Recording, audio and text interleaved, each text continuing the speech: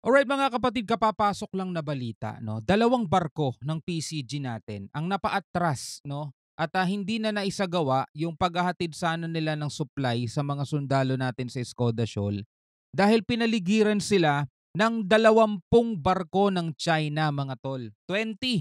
Napakarami nun, no? So, walang nagawa yung PCG natin, mga tol, yung mga barko natin. So, napaatras na lang sila.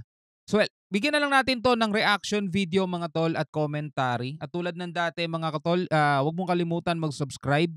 Click mo na rin ang notification bell para ma-notify ka whenever na may mga bago tayong reaction video and commentary ganito sa mga balita na may kinalaman sa ating soberanya. Sa totoo lang, mga tol, napakaraming problema ngayon ng ating bansa. Ekonomiya, 'di ba?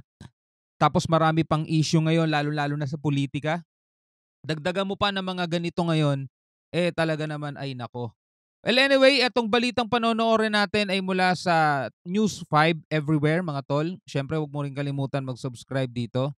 So, wag na natin patagalin pa. Panoorin na natin 'to. Napaatras ang dalawang barko ng Philippine Coast Guard na maghahatid sana ng supply sa mga sundalong Pilipino sa Escoda Shoal. Pinalibutan kasi sila ng mahigit 20 barko ng China. At live mula sa West Philippine Sea, nasa frontline ng balitang yan si Brian Basa. So, tulad nga nung lagi nating sinasabi sa mga reaction video natin, actually, binabatikos na nga natin yung UNCLOS eh. 'Di ba? United Nation Convention on the Law of the Sea, 'di ba? Batas sa karagatan na hayagan at tahasang binabalasubas ng China, winawalang halaga niya dahil ang UNCLOS ay wala rin naman nagagawa, wala naman silang wala naman silang kumbaga police na mag-e-enforce nung batas-batas nila, 'di ba? Meron tayong batas sa dagat, 'di ba? Yun nga yung UNCLOS. Pero hangga't walang nagpapatupad, walang susunod. Katulad na lamang nitong China. Siguro China, malakas talaga loob nilang suwayin yun o labagin yun dahil nga sa malakas sila, makapangyarihan, malaking bansa. Pero yan na kasi ang makikita ng international community. Mga bansa sa buong mundo na kumikilala, nagre-recognize sa UNCLOS. At kitang-kita nila, mga tol, na itong China ay talagang nilalabag. No, nilalabag nila yung UNCLOS. Ano ba sinasabi ng UNCLOS? Etong 200 nautical miles na dagat, no, sa Pilipinas ay pag-aari ng Pilipinas. Ito ay exclusive economic zone natin. Oo, pwedeng dumaan diyan ang ibang barko. Walang problema doon kasi ang territorial waters lang naman natin nasa 12 nautical miles lang eh.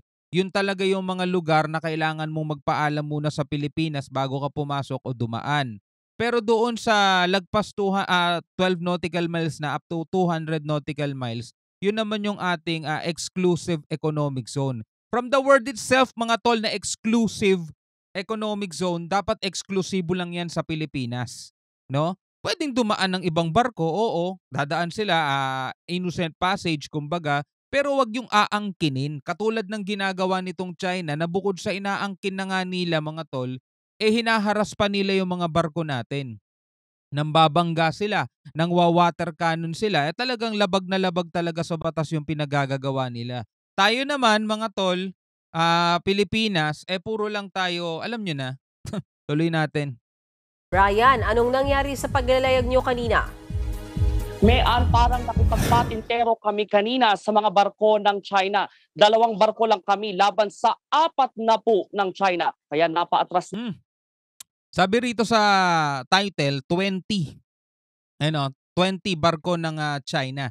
Pero ang sabi nitong sa reporter is 40. So mas marami, doble. Na lang ang Philippine Coast Guard. 1, 2, 3, bantay sarado nang aabot sa higit 20 barko ng China ang barko ng Pilipinas na BRP Teresa Magbanwa. 4 na buwan nang nakaangkla sa Escoda Shoal ang ating barko. Simple lang yung mensahe ng China, mga tol. Simple lang yung mensahe ng China, ganito kami karami, ganyan lang kayo. Tapos maikipagmatigasan kayo sa amin. It's either isuko nyo yung nilalaban nyo, yung claim ninyo at maging magkaibigan na lang tayo, tutulungan namin kayo, or makikipaglaban kayo sa amin, mauuwi ito sa hindi nyo kakayanin. Yun lang naman ang mensahe ng China, mga tol. Pero sa atin bilang bansa mga tol, 'di ba? Anong gagawin natin? Isuko?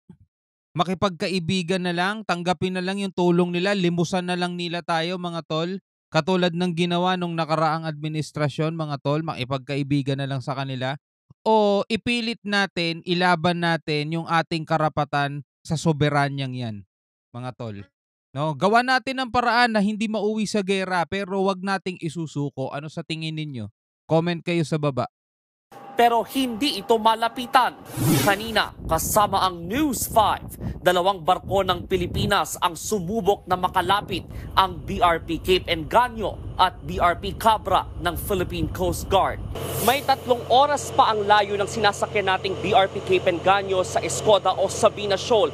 Pero pasado alas 9 pa lang ng umaga, binubuntutan na tayo ng barkong ito ng Chinese Navy. Kung mapapansin ninyo, kulay gray ang kulay ng barko, may bow number na 105 at halos doble ang laki nito kumpara sa BRP Cape Engaño. At Cruise ship. hindi lang yan, may natatanaw pa tayo na isa pang barko ng Chinese Navy na nakasunod naman sa kaliwang likuran natin. May bow number ito na 626. Importante pa namang madalhan ng supply ng pagkain, inumin at iba pang gamit ang mga sundalong Pilipinong nakaistasyon sa BRP Teresa Magbanwa. Pasado alas 11 ng umaga nang makita namin ang higpit ng puwersa ng China. Pinaligiran ng 4 na China Coast Guard vessel ang aming sinasakyang barko. Minabuti ng BRP Cape Engaño na tumigil para kausapin sa radyo ang China. Sinabi ng ating Coast Guard na ang tanging pakay ay maghatid ng tulong sa mga tropa sa nakaangklang barko. O ngayon, nirereklamo nila. Baka naman ireklamo nila rito katulad yung sinasabi nila sa sinasabi nila sa BRP Sierra Madre. O papayagan daw nila yung tubig at pagkain pero bawal ang bawal ang mga building materials. O ano masasabi ngayon nila rito? Pagkain at tubig ang ihahatid dito sa Teresa Magbanwa. Walang building materials dahil hindi naman bulok yun. Umaandar yung barkong yun. Pati ba humanitarian missions, haharangin nila? Mga tol, wala silang maiisip na dahilan dito kundi talagang manggigipit sila at sasabihin nilang illegal yung pamamalagi ng BRP Teresa Magbanwa doon kaya alisin na lang nila. Pag hindi natin inalis, haharangin talaga nila yung mga supply para ang Pilipinas mapilitan na lang alisin yung barko dyan kesa naman magutom yung mga tripulante, di ba? Grabe. Habang patuloy ang radio communication, pumoporma ang mga barko ng China Coast Guard. Pasado tanghali nang makita natin itong CCG Vessel 5205 na binuksan nito ang water cannon. Anytime, pwede nitong bombahan ng tubig ang BRP Cape Engaño. Inambahan na sila.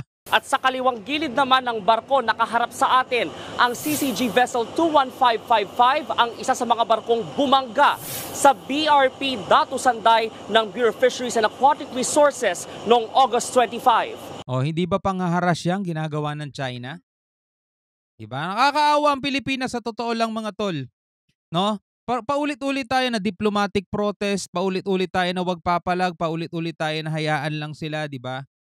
Pero paulit-ulit din naman ang ginagawa ng China, banggain, harangin, gawan ng panghaharas, di ba? Takutin, sindakin, paatrasin.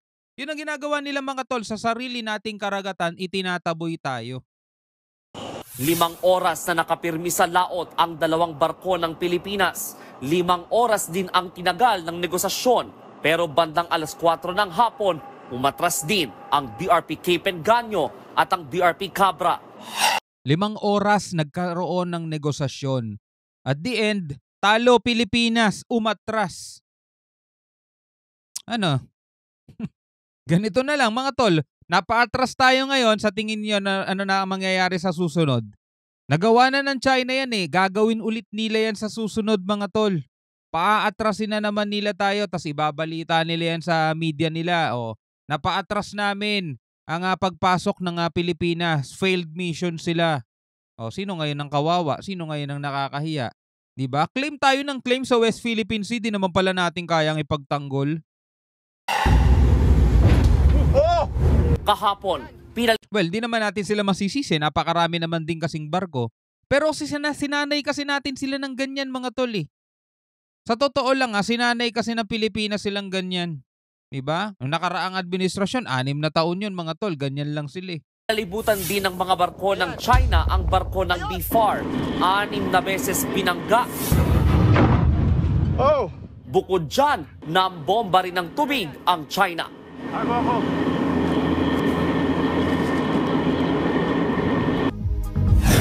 Sa totoo lang mga tol, ako honest lang.